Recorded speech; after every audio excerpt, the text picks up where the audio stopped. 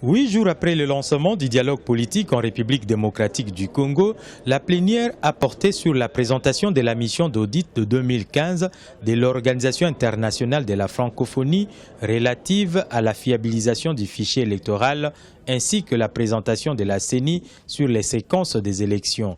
À cet effet, 3 hypothèses sont faites aux délégués, à savoir le recours au fichier de 2011, la révision partielle du fichier en 9 mois et demi, ou encore sa révision totale en 10 mois. 3 options avec chacune ses avantages et inconvénients. La tendance qui se dégage, à mon avis, on n'a pas encore levé les options.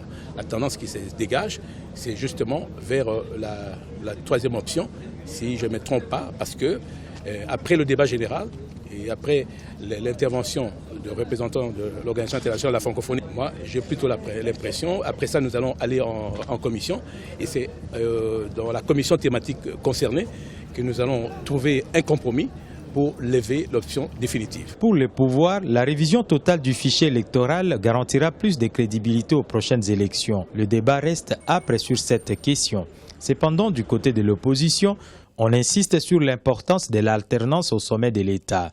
L'enjeu majeur aujourd'hui, c'est l'alternance démocratique.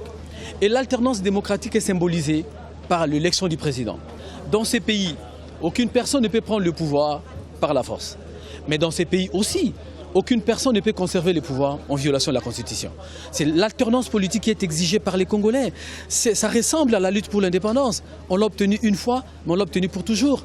On obtiendra l'alternance politique une fois, on devra l'obtenir pour les générations futures.